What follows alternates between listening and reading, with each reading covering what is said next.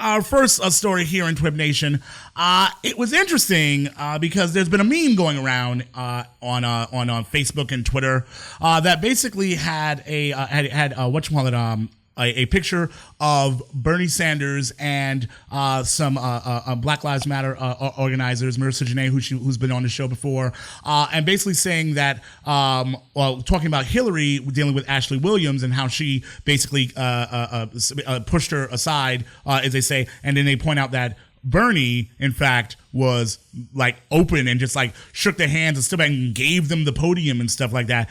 And I saw the meme, and then apparently the meme was spawned by a speech by Killer Mike. I believe we have a clip of that, Aaron.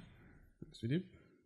When you have an opportunity to tell two black girls to shut up and get off stage and you don't, and you shake their hand and you smile and you step to the side and you listen, that is a firm difference from turning around and staring at a little black girl and saying, shut up, I'll talk to you later. You're being rude or allowing people to say that to her. I'm going to tell you the proof is in the pudding every time. If I can find a picture of you from 51 years ago, chained to a black woman, protesting segregation, and I know 51 years later, you're willing to fold your arms, hold your head, and listen to two black girls yell and scream, rightfully so, as opposed to someone who will tell you to shut up after they read their own words, as opposed to someone who will tell you later, when it comes to your children dying in the streets, I know that the only person that I have the conscience to vote for is Bernard Sanders. Okay, I know that the only person. That was first of all, holy crap, Rod, dude, all he needed was an organ, and he would have been there would have been an altar call and shit. The Holy Ghost would have come down. Like, y'all ain't with me now. Yeah. You know, now, like, anybody that wants to come on up here right now and get saved by Saint Bernard. Over to our gap. Exactly. I mean, great, Killer Mike. I feel like it's an interesting argument that you're making there, and it's really interesting because he makes that argument around the fact that like Bernie Sanders was so open to these things, and immediately when I saw the meme and I see Killer Mike saying it, my first thought in my mind is like, I wonder what Marissa Johnson, who is actually being referenced in this, is thinking, because it must be weird to have yourself be referenced in this argument for someone that you were literally at protesting a space, and it wasn't the greatest experience for you, but now that experience is now being used to sell that other candidate. And so that made me wonder, and I was like, hey, Marissa Janae, are you there? I say, Marissa? Oh dear, did we lose Marissa, Aaron? I don't believe so, but let's see. I remember she muted herself. That might be a thing. Did you mute? Are you off mute, ma'am? All right, that's I love that I did that whole setup, Rod. we checked earlier. She was there, and then like, hey, Bernie Sanders people. I can still hear you. Escorted out. Oh, hey, there we go, Marissa. Hey, sorry, I could hear you the whole time. I was just talking to myself. But you set that up great. Thanks, Elon. Appreciate that. You were still on mute, weren't you? I wasn't on mute on my end. It was something on your end. Okay. Oh, really? It was on my end? Really? That's Aaron? I want accountability. Never mind. Marissa, thank you so much for coming on the show. I appreciate it. And like I said, seeing this argument going around everywhere, I was genuinely kind of confused because I'm like, wait. Marissa came on the show after that. It's a little bit weird that Marissa's being used in this argument here. So please let me know. What is this? Well, I mean, I don't know. I kind of agree with you guys that if you're not listening to the content, you get really swept up. Because I'm a church lady myself, and I'm like, man, that sounds like the Delivered video. Like, he was turning it all the way up. And then I remember, oh yeah, he's talking about me. Right. And I mean, yes, I saw these memes going around all week on Facebook, and I just started getting pissed off. Like, irate, burn things down, destroy people. Oh dear. Pissed off. Because all these people are sharing memes using me as an endorsement for Bernie Sanders, the same people who filled my inbox with death threats and calling me a cunt and shooting MLK quotes at me literally just months ago. And so, I mean, for me, I'm sure a lot of other people doing BLM work during this time, you know that, like, revisionist history happens and that your work will be whitewashed and erased. I think what's really startling to me right now is, like, wow, that's really fast.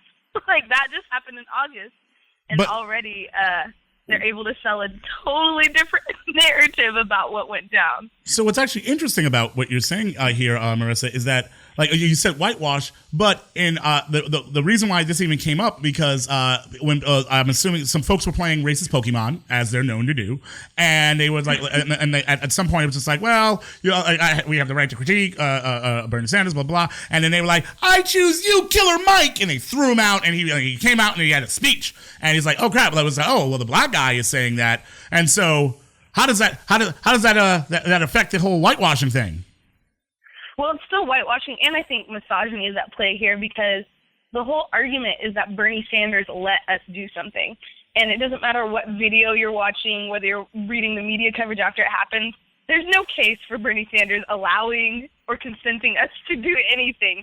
In fact, I mean, that's part of the reason why there's bipartisan rage around our action was that it's very clear that it's non-consensual. It's not cute. We're yelling. We're clapping in his face. It's very clear that Bernie's being made to do something that he didn't want to do. And like when I came on TWiB, I told you guys, you know, gave you the whole scenario and how Bernie Sanders didn't shake my hand. In fact, he chest bumped me, and he was quite arrogant, and he helped fuel the crowd being so violent towards us. I mean, well, and no, so, he did. I thought in the video clip, it looks like he at some point in the end when you were walking off, like you guys touched or something like that over the stand, the podium. No, like not at all, not even close. But I mean, I guess what I'm saying is I think the only reason that people would come to the conclusion that Bernie allowed to do anything based off of the evidence is that they don't want to admit the fact that two young black women were able to usurp the authority and steal the stage from a black man. And so that's why I say whitewashing, because if you take the content of what actually happened, it's very clear that Bernie, his camp, his supporters in no way consented to what happened and weren't down with it until apparently this last week at all. Oh, dear. Are you that's what I mean is the whitewashing. You know, we hear people talk about the civil rights movement, and how it was taught to me was, oh, there's all these good white people who got on board with MLK and gave black people their rights, and now already that is happening about just the Sanders action, that look at this great white man who gave them the podium, right? It's amazing to me. But I think it's even more amazing how, you know, black women are number one solid, consistent voting bloc within the Democratic Party. And continually, I think that using me in the means, but in the coverage that we've seen, particularly as the primaries are happening down south, there's just a total and utter lack of respect for black women and their agency within the political realm. And so instead, the tactic has been to shame black people, and particularly black women, and try to pin them against one another rather than taking people's concerns and content seriously. And that's really what I've been more interested about is like, okay, are any of the candidates going to actually take the content, you know, that protesters are bringing to them seriously, or are they just using black people as a pawn in a larger election scheme that has nothing to do with us, really? Interesting. And so, I mean, this whole thing is kind of a little bit weird in how it's being played out, and it's funny because in the midst of in this fiery speech, we have an explanation. It's also funny that Killer Mike actually didn't point out the fact when people were protesting at Netroots Nation about a month before your action, right, that Mr. Sanders did not, in fact, just shake their hand and give them the podium. He actually threatened to walk out a couple times, like you don't want me here. I'm gone. And as black women were literally crying and screaming, saying her name, he refused to. And that I find weird. That like it's cute to frame the next one. You know what's worse? Not to touch, but you know what's worse is that we had our action on a Saturday, and Bernie Sanders was in Portland the next night on a Sunday night. And Simone Sanders, who works for him, literally went out and opened up for him into the crowd and said, if any protesters come up here and try to do any Black Lives Matter interruptions, you just chant Bernie's name so loud to drown him out. Mm-hmm. That was literally the response the next day, and they used a Black woman to do it. So there's no case. It's all propaganda, and I think it just highlights a larger point within this election that Black people don't mean anything to liberals, don't mean anything to Dems. Black people are only exist, I think, for the white left as a way to position themselves over Republicans and more conservative people. We're only relevant if we can be used as a pawn to position themselves over other white people. Right. And that's why I find this the idea, and I mean, I'm wondering because I'm just so before we even continue here, let me have this moment when I say this is not an attack on Killer Mike, because I can see everyone's like, oh, so you coming for Killer Mike? No, I'm not coming for Killer Mike. I actually have said numerous times I'm a fan of his music. We were rocking Big Beast heavy, right? Same time, this is a bad argument, especially when the fact that we spoke to the people, like we interviewed Marissa after the action. So it was like when I saw it, I was like, huh. Bernie just right, Bernie and just I was never reached out to by anyone from the Sanders campaign or Killer Mike. Interesting. It's a weird framing of that. And I mean, so at this point, have you decided? Are you supporting any candidates right now? No, my position has been maintaining consistent that I don't support any of the candidates.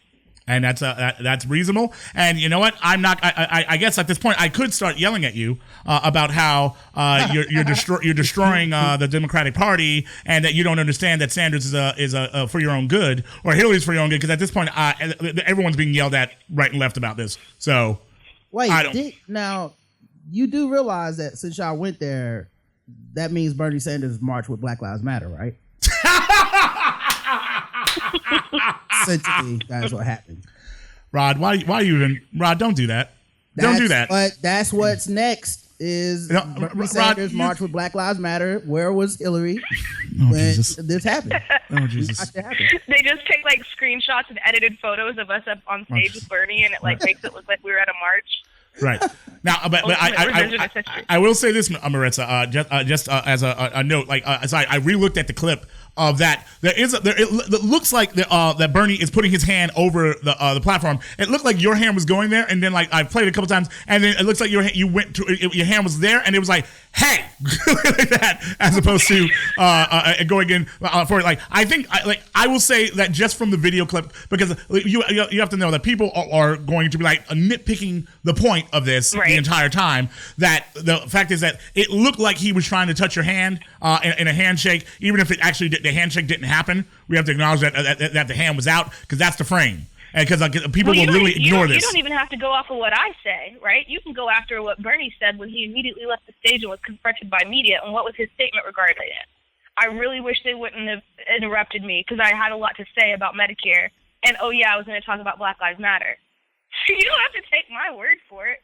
His own statement shows that he wasn't making space for us, because he was already denying it and pissed off about it after the fact. And also, so that's why I talk about, the whitewashing, and I think the gendered level of this is like all of the evidence.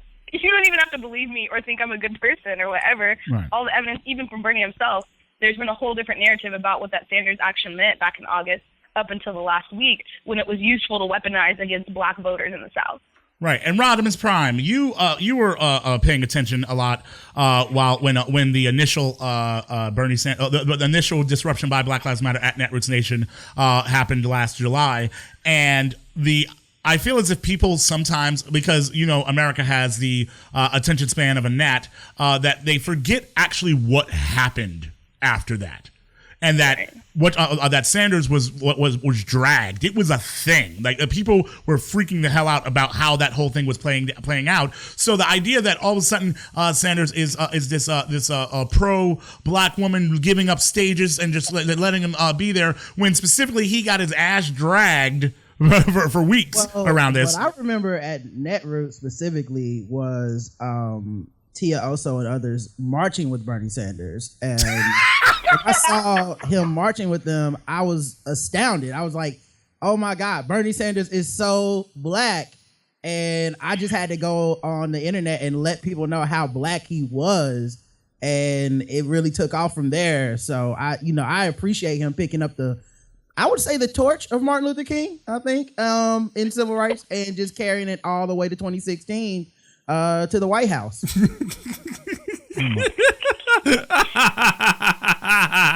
Rodimus, I need you not to be such a problem.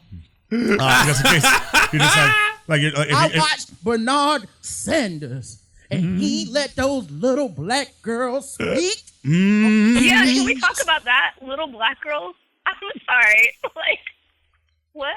Yeah. People were calling us bitches and cunts and whores, but now we're little black girls. Didn't they ask to tase you? Didn't they want to tase you?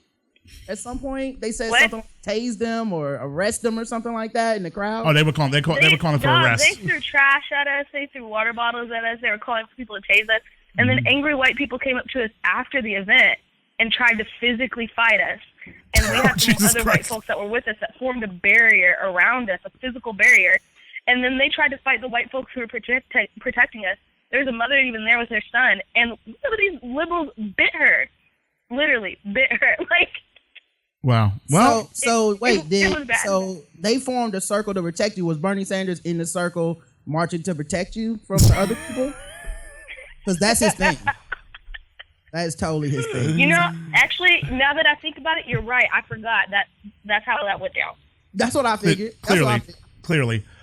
So, I mean, as I said, I don't want to spend a bunch of time around this, but I just realized that basically it's Marissa, myself, and Rod on the same show. This is basically the conspiracy theory that they've been thinking about since the jump. It's like, see, they're trying to take down. It's the black conspiracy theory to take down Sanders. It's like, I didn't really have to take him down. Oh my God! Don't do that! Don't. They're not gonna. Somebody say something bad about Hillary. Quick, hurry up! Remember when Hillary smacked that girl yesterday? She was what? She didn't smack anybody. Shut up, black person! I'm tired of black. Are you Fox? Stop Fox Newsing it, Rod. That's good job. That's good work, Rod. That's really good work, Rod. Listen, I don't know about your roughshod a podcast that you do, some higgly piggly like loose fact show. This is a news program, Rod, and you have to fucking respect that. That's one. You have to respect our news. Trying to watch out for all of our mentions. I just would like a night of peace. So I think Hillary is terrible, and Bernie marched with Black Lives Matter a couple of times, once at Netroots, Seattle, and I feel like we need to acknowledge that, and Killer Mike is obviously not problematic. All right, well, I'm tired. I'm not doing this anymore. Marissa, do you want to say anything else? I wanted to make sure to give you the space to be able to weigh in on this, since this is in fact basically your action and basically your face being used to sell Sanders as someone who doesn't even support him in any shape, form, or fashion. I just want to give you the last word on this particular subject. Yeah, I mean, I think people from the get have thought that my politics and my stance on things are really, really radical, and a lot of times. And I think what's been interesting about how people on the national stage have interacted with me is that they keep expecting me to be like respectable and nuanced, and I'll just say it like, no, I don't vote. No, I don't like any of the candidates. No, I want the dismantling of the American government. It's just easier that way. But I think really part of what all of the disruptions helped jumpstart last summer, and that I really want people to get at this point, is like this whole election, this whole system is just extreme political theater. And what it does is it gets a lot of people's efforts wrapped up in something that's not for them, particularly Black people. I mean, if you just think about how many Black people are engaged in the political system, particularly with the Democrats, when there's a lot of different places that our energy could be going. So I think people, particularly my age, are kind of waking up to this. And honestly, like, I can't stand Hillary Clinton, but I'm glad that Bernie got his ass handed to him because he deserved it. And it was just a big FU for Black people of like, you can't treat Black folks as just pawns in your political system. And I think that's ultimately, where Bernie went wrong and why, in my view, he will not win the nomination, is because he's never, him and his supporters, his campaign have never, ever, ever taken seriously Black people or Black voters and took them for granted. And that's why you see him getting his ass handed to him. And the thing that's really cool that you guys have brought up multiple times on Twitter and other spaces is that he was warned about this from the jump.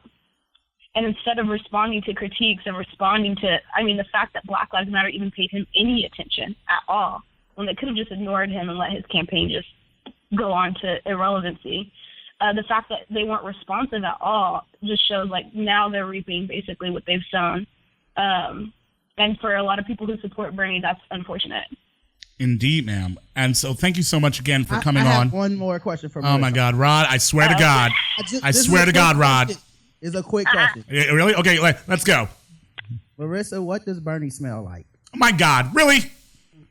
Don't you want to know? What does he smell like? I'll tell you one thing. He's not frail. People are like, it's funny when they have him come up on the stage, they like hold his arm and he's like, make him look really old and like your grandpa like coming up. And then he like, when he tried to get to the stage and he like chest bumped me, like he was strong.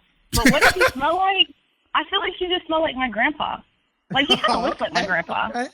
That's a new conspiracy theory. Bernie Sanders is my grandpa. I would assume that he smells like freedom. Mm-hmm. And Martin Luther King's dreams. No, that's what he smells like. If he was a good socialist, he'd smell like a blunt. But then all of Seattle smells like that, so it's kind of hard to maybe freedom and Martin Luther King's dreams smells like marijuana. Did you ever consider that, Marissa? You ever consider that? You know what? I'll ponder it. Thank you. Thank you so much for coming on the show today, ma'am. It's very much appreciated, and we will continue to watch this, and if we have to have you weigh in on some stuff, we will, madam. Thank you so much. Awesome. Thanks. You guys have a good one. You too. So freedom smells like marijuana. I should, yeah. But, oh my God. This show. No, I just wanted to make sure I know what to title the episode.